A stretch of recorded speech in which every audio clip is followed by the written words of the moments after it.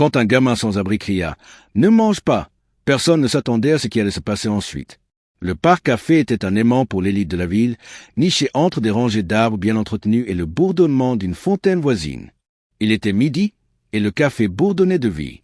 Des serveurs en uniformes impeccables se faufilaient gracieusement entre les tables, équilibrant des plateaux de plats artisanaux et du café fraîchement moulu. L'air sentait le pain chaud et la légère douceur des fleurs épanouies. Mais pour un homme, rien de tout cela ne semblait remarquable.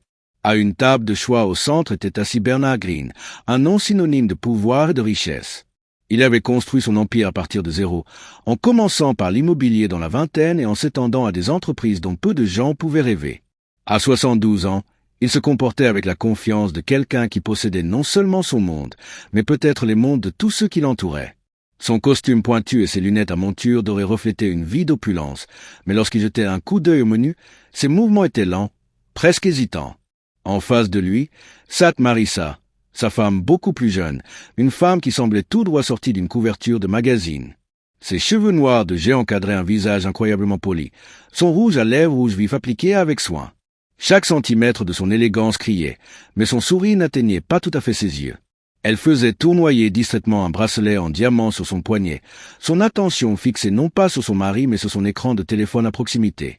Un garçon s'attardait juste au-delà de la clôture du patio. Il était petit pour son âge, son sweat à capuche surdimensionné pendait lâchement sur son corps mince. Ses yeux noirs s'élançaient de table en table, scannant des assiettes et des poches, à la recherche d'un repas. Son nom était Malik, bien que personne dans le café ne le connût.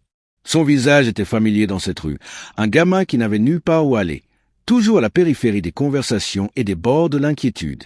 Bernard jeta un coup d'œil à sa montre. « Tu es à nouveau distrait », dit-il d'une voix calme mais pointue. Marissa leva les yeux et sourit, bien qu'il n'y eût pas de chaleur dans ce sourire. « Je suis juste ici », répondit-elle doucement, de l'autre côté de la table, posant sa main sur la sienne. « Tu sais combien j'apprécie ces déjeuners. » L'estomac de Malik gargouilla. Il se rapprocha, ses pas presque silencieux alors qu'il s'appuyait contre la balustrade du patio.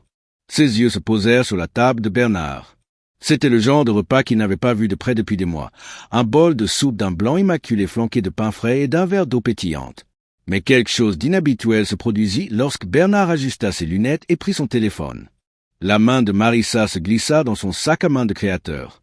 Malik vit ses doigts se refermer autour d'une petite fiole. Elle la tordit pour l'ouvrir d'un coup décontracté, inclinant légèrement sa main sur le bol fumant. Le liquide se mélangea à la soupe en un instant, disparaissant comme s'il n'avait jamais été là. Le souffle de Malik reprit. Il se figea, la regardant remuer la soupe avec la cuillère, son expression inchangée. Puis elle se pencha plus près de Bernard, sa voix basse mais juste assez audible. « Après tous les ennuis que j'ai traversés, tu ne gâcheras pas cela maintenant. » Le garçon cligna des yeux, incertain de ce qu'il venait de voir. Était-ce réel? Une femme qui avait l'air si parfaite, assise dans un endroit si poli. Pouvait-elle vraiment faire ce qu'il pensait? Mais Malik ne pouvait pas se débarrasser du sentiment que quelque chose n'allait pas. Le cœur de Malik battait dans sa poitrine alors qu'il s'accroupit plus bas derrière la balustrade. Il n'était pas sûr de ce qu'il venait de voir, mais la façon dont la voix de la femme portait ces mots froids lui fit frissonner. Il serra les poings, ses ongles s'enfonçant dans ses paumes. Personne d'autre n'avait remarqué, personne d'autre n'y avait prêté attention. Il n'y avait que lui. Le léger grognement dans son estomac le ramena à la réalité, mais ses yeux restèrent fixés sur le couple. Bernard regardait, distrait, sa cuillère planant au-dessus du bol pendant qu'il vérifiait son téléphone. Marissa était toute de charme et d'équilibre, son sourire brillant, sa main reposant sur son menton, comme si elle ne venait pas de murmurer quelque chose d'effrayant quelques instants plus tôt. Malik pouvait sentir le poids de la décision peser sur lui. Son instinct criait de s'éloigner. Pourquoi s'impliquer? Qui croirait un gamin comme lui, un garçon en sweat à capuche usé debout aux confins d'un monde dans lequel il n'était pas le bienvenu? Il déglutit difficilement, jetant un coup d'œil aux autres clients, riant, bavardant, tintant des verres. Personne ne le remarqua, mais son regard revint sur la cuillère de Bernard, plongeant maintenant dans la soupe. Malik sentit sa poitrine se serrer. Ce n'était pas seulement son imagination. Il l'avait vu y verser quelque chose. Il savait ce qui se passerait si le vieil homme prenait une bouchée. Ses pensées s'emballaient. Il ne connaissait pas cet homme, mais cela n'avait pas d'importance. C'était mal. Le moment s'étirait sans fin. Puis, sans réfléchir, Malik se poussa hors de la balustrade et marcha droit vers la table. Ses jambes se sentaient comme du plomb, mais ses pieds ne s'arrêtaient pas. Sa voix était cassée alors qu'il criait « Ne mange pas !» Les têtes se tournèrent, la conversation s'arrêta au milieu de la phrase. Le cliquetis d'une fourchette tombée résonna à travers le café. Bernard figea sa cuillère à quelques centimètres de ses lèvres, ses yeux écarquillés se fixant sur le garçon. Marissa fouetta la tête, son expression se durcit. « Qu'est-ce que tu viens de dire ?» demanda-t-elle, sa voix assez aiguë pour couper le verre. Malik ne faiblit pas. Sa voix était tremblante mais assez forte pour que tout le monde l'entende. « Elle met quelque chose dans ta nourriture. Je l'ai vu. Ne pas le manger. » Des halètements se propagèrent dans le café alors que chaque patron se tourna vers la scène. Le silence qui s'ensuivit suffoquait. Malik tint bon, la poitrine se soulevant alors que l'adrénaline traversait lui. Bernard cligna des yeux, jetant un coup d'œil entre le garçon et sa femme. « De quoi parle-t-il ? Marissa ?» demanda-t-il, son ton calme et sa main tremblant alors qu'il posait la cuillère sur la table. Le calme de Marissa se brisa comme un élastique trop fin. Elle se leva d'un bond, sa chaise raclant bruyamment contre le sol de pierre. « Petite menteuse !» siffla-t-elle, sa voix dégoulinante de venin. « Comment oses-tu m'accuser de quelque chose d'aussi vil, qui t'a même laissé entrer ici ?» Les mots piquèrent, mais Malik n'a pas reculé. Ses yeux restèrent fixés sur Bernard, désespérés de lui faire voir la vérité. « Je l'ai vu.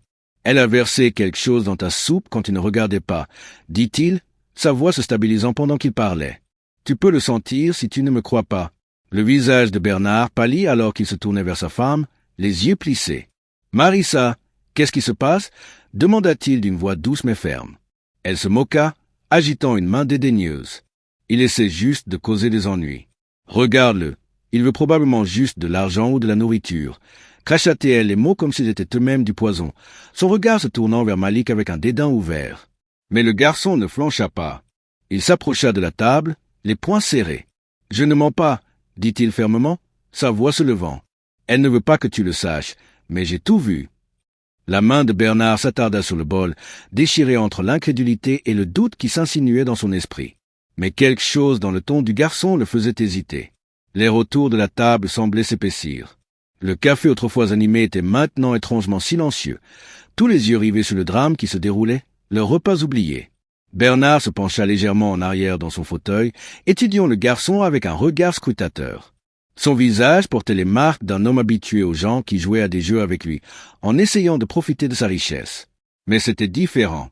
Le garçon ne flanchait pas, ne détournait pas le regard. « Malik, c'est ça ?» demanda Bernard, sa voix stable bien qu'une trace de suspicion persista. Le garçon hocha la tête. « Oui, je dis la vérité. S'il vous plaît, ne le mangez pas, » dit-il, sa voix douce mais insistante. Marissa laissa échapper un rire dur, croisant les bras alors qu'elle regardait Malik vers le bas. « C'est absurde, » claqua-t-elle, son ton glacial. « Juste un gamin de la rue à la recherche d'attention. Allez-vous vraiment divertir cette absurdité, Bernard ?» Mais Bernard ne lui répondit pas. Au lieu de cela, il ramassa la cuillère à nouveau, cette fois en la tenant plus près de son visage, sa main tremblant légèrement, non pas de peur, mais de la tempête tranquille qui se préparait en lui. « Marissa, » dit-il lentement, ses yeux rencontrant les siens. « Vous l'avez entendu. Que se passe-t-il exactement ici ?» Le masque d'équilibre de Marissa se fissura encore plus, ses lèvres se pressant en une mince ligne. « Je n'arrive pas à croire que tu me demandes même cela. » « C'est insultant, » dit-elle, se tournant vers la foule grandissante, sa voix se levant. « Menteur, regarde-le, il ne sait probablement même pas qui tu es. »« Ah, pourquoi lui ferais-tu confiance plutôt qu'à moi ?» Le poids de ces mots flottait dans l'air, mais ils n'eurent pas l'effet qu'elle avait espéré. La foule murmurait maintenant, leurs yeux s'égaraient entre trois, des chuchotements flottant dans l'air. « L'a-t-elle vraiment fait ? Regarde-la, elle semble nerveuse. Ce garçon n'a pas l'air de faire ça. » Les murmures ne firent qu'alimenter la fureur de Marissa. Elle claqua ses mains sur la table, son attitude polie disparut. « Assez de ce non-sens. Bernard, mange ton foutu soupe et c'est parti, » siffla-t-elle, sa voix tremblante de rage. Mais Malik ne reculait pas. Il fit un autre pas en avant, les poings serrés. « Si vous ne voulez pas me croire, alors appelez quelqu'un pour le tester, » dit-il, sa voix s'élevant avec urgence. « Vous êtes riche, vous avez des avocats, des médecins, des gens qui peuvent le comprendre. Mais ne le mangez pas. Si vous le faites, vous le regretterez. » La mâchoire de Bernard se serra alors qu'il se retournait vers le bol. La cuillère était toujours dans sa main, mais il ne la porta pas à ses lèvres. Ses yeux, fatigués et calculateurs, se tournèrent vers sa femme, Marissa. « Tu agis bizarrement depuis des semaines maintenant, » dit-il d'une voix basse. Son visage rougit et elle trébucha sur ces mots. « Je ne sais pas de quoi tu parles. Tu ne peux pas sérieusement penser que je vais m'empoisonner. » Bernard termina pour elle, son ton tranchant comme un rasoir. « Bernard, tu ne peux pas sérieusement penser que je vais m'empoisonner. » La foule haleta de manière audible, leur murmure devenant plus fort. Malik resta ferme, son regard inébranlable. Il pouvait sentir son cœur battre la chamade, mais il ne voulait pas le laisser paraître. Il avait fait ce qu'il pouvait. Maintenant, c'était à Bernard de faire le prochain pas. Marissa se redressa, son expression se durcissant en quelque chose de froid et inconnu. « C'est ridicule. Je n'ai pas besoin de m'asseoir ici et d'écouter ces bêtises, » dit-elle en attrapant son sac à main. Mais avant qu'elle ne puisse partir, la main de Bernard jaillit, agrippant son poignet avec une force surprenante pour un homme de son âge. « Tu n'iras nulle part, » dit-il fermement, « pas avant que nous n'arrivions au fond des choses. » Le serveur, qui était resté figé sur place, prit finalement la parole. « Monsieur, devrais-je appeler la police ?» La question fit une onde de choc dans le café, et pour la première fois, Marissa avait l'air vraiment paniquée. Elle secoua violemment la tête. « N'ose pas. Ce n'est qu'un malentendu. Bernard, tu ne peux pas sérieusement ?» Mais Bernard leva la main, la faisant taire. « Oui, » dit-il en s'adressant au serveur sans détourner le regard de Marissa. « Appelez-les. » Malik ressentit une poussée de soulagement, mais c'était fugace. La vérité n'était pas encore sortie, et la tension était loin d'être terminée. Le café retint son souffle collectif alors que le serveur se précipitait à l'intérieur pour passer l'appel. Bernard lâcha le poignet de Marissa, ses yeux ne quittant jamais les siens. Le charme autrefois poli qu'elle portait si facilement s'effilochait maintenant, remplacé par un sentiment croissant de désespoir. Elle jeta un coup d'œil autour d'elle, ses lèvres bougeant mais aucun son ne sortant, cherchant une échappatoire. Pendant ce temps, Malik se tenait quelque pas en arrière, ses mains tremblant légèrement. Il faisait tout ce qu'il pouvait, mais maintenant il sentait le poids du doute s'insinuer en lui. Et si l'homme ne le croyait pas, après tout, et si elle réussissait à se frayer un chemin pour s'en sortir? Il serra les poings, se forçant à rester enraciné en place. « Malik, » dit soudain Bernard, sa voix coupant la tension. « Vous avez dit que vous l'avez vu mettre quelque chose dans la soupe. Pouvez-vous le décrire ?» Le garçon hocha la tête, s'avançant rapidement. C'était une petite bouteille, comme celle que vous utiliseriez pour la médecine. Liquide clair. Elle a versé quand vous regardiez votre téléphone, puis l'a remué. Je vous jure, je l'ai vu. Le visage de Bernard se crispa. Il se tourna vers Marissa, qui secouait déjà la tête. C'est absurde. Il ment. Pourquoi le ferais-je? Mais Bernard la coupa. Pourquoi mentirait-il? Qu'est-ce qu'il pourrait bien gagner de cela? La foule murmura de nouveau, et le bruit des sirènes au loin ajoutait à l'atmosphère chargée. Les yeux de Marissa se tournèrent vers le sol, et pendant une fraction de seconde, sa façade artisanale glissa complètement. Elle avait l'air acculée. Puis, comme si elle s'accrochait à des pailles, elle se tourna vers Malik. « Tu nous as espionnés. N'essaies-tu pas de causer des ennuis parce que tu es jaloux des gens qui ont vraiment quelque chose ?» Les mots frappèrent Malik comme une gifle, mais il tint bon. « Je ne suis pas jaloux, » dit-il fermement.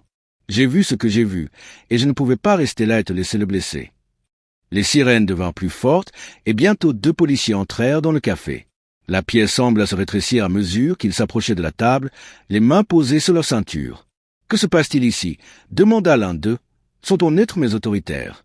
Bernard se tenait debout, sa carrure imposante imposant toujours le respect malgré son âge. « Officier, j'ai besoin que vous jetiez un coup d'œil à cela, » dit-il en faisant un geste vers le bol de soupe. « Ce garçon prétend que ma femme l'a empoisonné. » Les officiers échangèrent des regards, leurs expressions soigneusement vides. L'un d'eux se pencha, reniflant le bol prudemment, puis se tourna vers Marissa. « Madame, avez-vous quelque chose à dire à ce sujet ?» Son visage devint cramoisi. « C'est ridicule. Il n'est qu'un gamin de la rue essayant de causer des ennuis. Bernard, tu vas vraiment laisser cette absurdité aller aussi loin ?» Mais l'officier ne se laissa pas détourner. « Nous devons tester le contenu, » dit-il en tendant la main vers le bol. « Non !» cria Marissa, sa voix s'élevant. L'éclat attira encore plus d'attention, et sa panique soudaine ne fit que la faire paraître plus coupable. L'officier s'arrêta, plissant les yeux. « Madame, y a-t-il quelque chose que vous aimeriez nous dire avant de continuer ?» Marissa hésita, la poitrine se soulevant et s'abaissant rapidement. Elle regarda Bernard, puis les officiers, les mains tremblantes alors qu'elle s'agrippait à son sac à main. Finalement, sa détermination s'effondra. Elle cracha, sa voix basse mais dégoulinante de venin. « Tu veux la vérité? Je suis fatigué de vivre dans son ombre, fatigué de son contrôle surtout. Il n'était jamais censé passer cette année. Et moi ?» Elle s'arrêta brusquement, réalisant trop tard qu'elle en avait trop dit. Le café éclata de souffle, certains clients sortant leur téléphone pour enregistrer la scène. Le visage de Bernard pâlit alors que le poids de ses aveux le frappait comme un camion. L'officier s'avança, son expression sinistre. « Madame, je vous mets en état d'arrestation pour tentative de meurtre. S'il vous plaît, mettez vos mains là où je peux les voir. » Le sang-froid de Marissa se brisa complètement.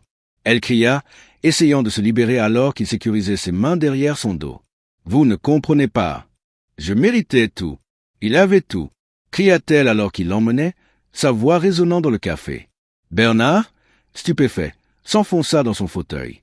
Sa main tremblait alors qu'il poussait la soupe.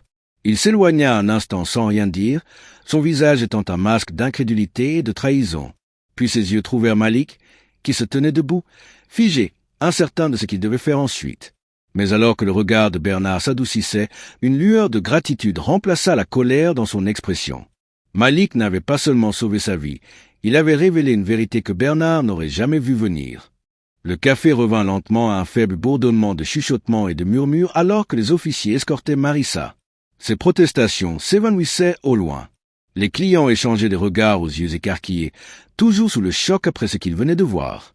Certains regardaient Bernard avec pitié, d'autres avec curiosité. Mais Malik ne bougea pas. Il resta planté sur place, ne sachant pas s'il était censé rester ou s'éclipser tranquillement. Bernard se tourna vers le garçon, son visage toujours pâle, mais ses yeux étaient maintenant stables. « Malik » dit-il doucement, faisant signe au siège en face de lui. « Assieds-toi. » Malik hésita, jetant un coup d'œil au spectateur, mais la voix de Bernard avait un poids qui le fit obéir.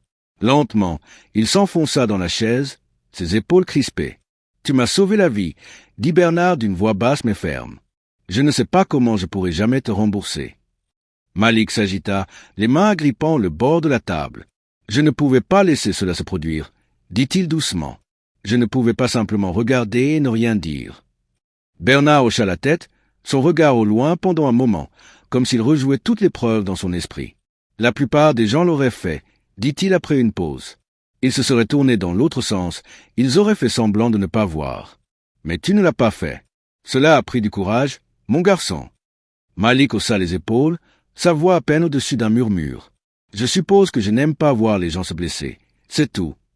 Bernard se pencha en arrière pour étudier le garçon, comme s'il le voyait vraiment pour la première fois, non seulement en tant qu'enfant bagarreur dans la rue, mais en tant que quelqu'un avec une histoire, une âme. Depuis combien de temps es-tu ici? Demanda Bernard. La question prit Malik au dépourvu. Il détourna le regard, sa voix teintée d'embarras. « Oh, Bernard fronça les sourcils mais n'insista pas. Au lieu de cela, il sortit un téléphone noir élégant de sa poche. « Attends ici, » dit-il, se levant et s'écartant pour passer un appel. Malik le regarda, incertain de ce qu'il fallait faire, son cœur battant la chamade d'angoisse. Était-il en train d'avoir des ennuis? Bernard allait-il appeler quelqu'un pour le faire enlever? Mais quand Bernard revint, son expression était calme, presque gentille. « De l'aide est en route, » dit-il simplement. « Aider » demanda Malik, un sourcil levé. Bernard hocha la tête. « J'ai appelé quelqu'un en qui j'ai confiance. Ils s'assureront que tu as un endroit pour dormir ce soir, quelque part sûr. Et si tu me laisses faire, j'aimerais faire plus que cela. » Les yeux du garçon s'écarquillèrent. « Tu n'as pas à faire ça, » dit-il rapidement, sa voix sur la défensive. « Je n'ai pas fait ça pour l'argent ou quoi que ce soit. » Bernard sourit faiblement. « Je sais. C'est pourquoi je veux t'aider. Tu as fait quelque chose que la plupart des gens n'auraient pas fait. Et crois-moi, Malik, si le monde avait plus de gens comme toi, ce serait un bien meilleur endroit. » Pour la première fois depuis longtemps, Malik ressentit une chaleur qu'il ne pouvait pas tout à fait décrire. Il baissa les yeux, ne sachant pas quoi dire. Les clients du café commencèrent à se disperser, mais le poids de ce qui s'était passé s'attardait dans l'air. Bernard prit son verre d'eau, prenant une longue gorgée avant de parler à nouveau. « Parfois, la vie nous donne la chance de changer l'histoire de quelqu'un d'autre, dit-il, sa voix pensive. Tu as changé la mienne aujourd'hui, Malik. Et peut-être, juste peut-être, que je peux aider à changer la tienne. Le garçon lui jeta un coup d'œil, ses yeux sombres brillant de quelque chose qu'il ne s'était pas permis de ressentir depuis des années, de l'espoir. Alors que les deux étaient assis en silence, le soleil continuait son art dans le ciel, projetant de longues ombres sur le café. La leçon n'était pas perdue pour tous ceux qui avaient assisté à l'événement. Le courage ne porte pas toujours un costume, et la gentillesse ne vient pas toujours des riches. Parfois, ce sont les personnes que nous négligeons qui ont la plus grande force de toutes. À la fin, la bravoure de Malik n'avait pas seulement sauvé une vie, elle avait rappelé à tout le monde dans ce café le pouvoir de se lever pour ce qui est juste, peu importe les obstacles. Si vous avez aimé cette histoire, n'oubliez pas d'appuyer sur le bouton d'abonnement et de nous rejoindre pour plus d'histoires de courage, de vérité et de rédemption. Partagez cette vidéo avec quelqu'un qui pourrait avoir besoin qu'on lui rappelle que même de petites actions peuvent avoir des impacts qui changent la vie.